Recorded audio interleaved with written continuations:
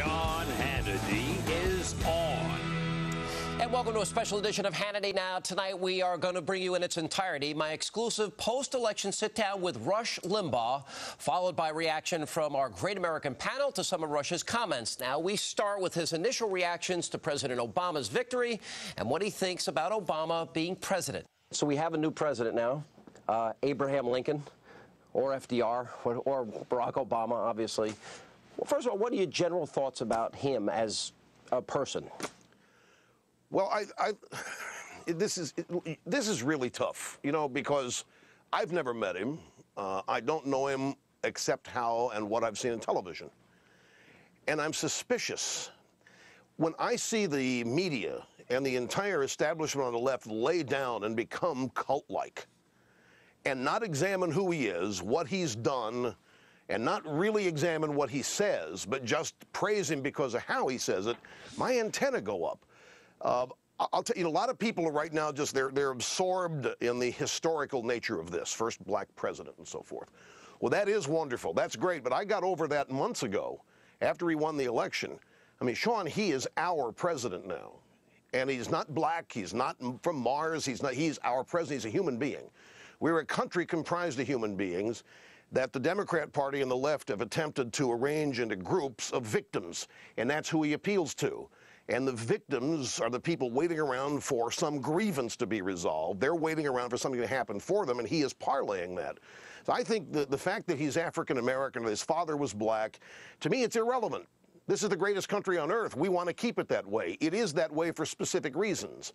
And I look at the things that he has said, and I'm very much concerned that our greatness is going to be redefined in such a way that it won't be great, that we're just going to become average. You cannot have this large a government role in the private sector, with so many people thinking that just because they're Americans, they're entitled to things, that this guy is going to be passing them out and keep this country great and innovative, full of entrepreneurs.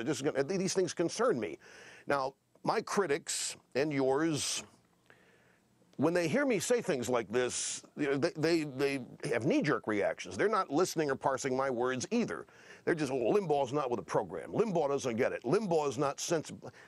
The President of the United States, doesn't matter to me what his race is, what his ethnicity is.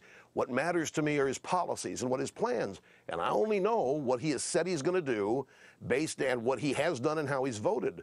And in terms of what I would use to define the greatness of the country, he's not it. All right, let's take that a step further here, because all throughout the election, we all talked about the Chicago way, his radical friends, associates, et cetera, his past voting record. By the way, I brought it up a lot. You brought it up a lot. We all talked about it. What do you think he really is that, and people either ignored it, people don't care, or is he just somebody who is politically expedient? That's what he had to do in Chicago. We don't know. See, this is the thing. Now, normally we would have a mainstream media would have vetted this guy, and we would know this. We don't know what he is. That's the whole point. And people don't care what he is. They don't care who he is. They care that he's black. They care that he's historic. They care that they think he's an intellectual because of the way he speaks. It's all about how he speaks. I mean, I look at some of the facial expressions of people when they're watching the guy. It's frightening. But I'm a thinker. You know, a lot of people, I guess, aren't. People are emotional, and they react emotionally to things.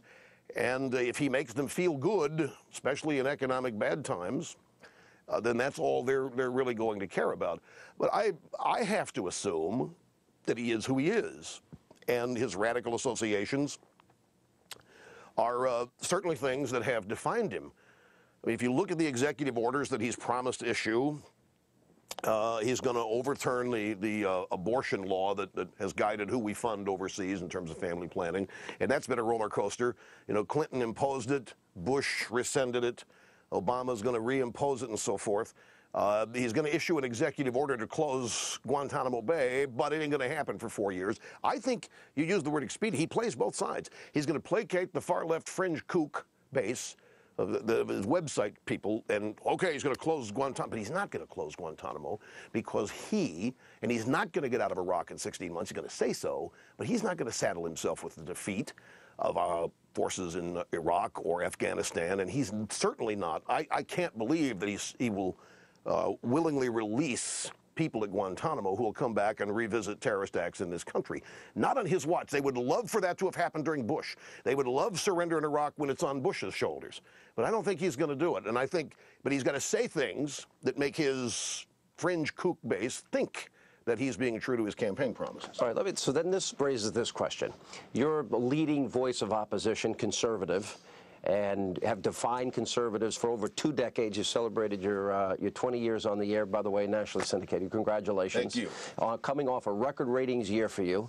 But here, you are a passionate conservative. You've defined conservatives for many people in this country for years. He represents the antithesis in terms of his worldview. So then the question becomes, do you want him to succeed? Now, I am so glad that he asked me that question, that you asked me this question. I'm glad to. I'll tell you why. I am hearing many Republicans say that very thing. Well, we want him to succeed. And prominent Republicans, yes, we want him. They have laid down. They're drinking the Kool-Aid too. They have no guts to stand up for what their beliefs are because they're afraid of criticism. They're afraid of being called racist. They're afraid of not having gotten with the program. Now, success can be defined 2 ways. I said earlier, I don't know about this guy. I really don't. I've got my suspicions, and they're pretty close to convictions, but we're going to have to wait, see what he does.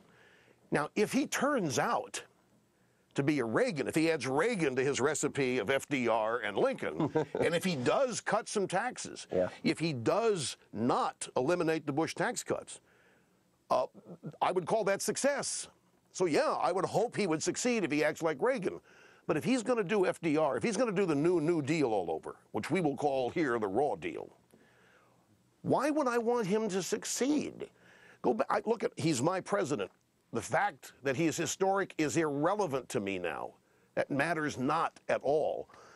If he is going to implement a far-left agenda, and look, I think it's already decided, $2 trillion in stimulus, the growth of government. I think the intent here is to create as many dependent Americans as possible, looking to government for their hope and salvation. If he gets nationalized health care, I mean, it's over, Sean.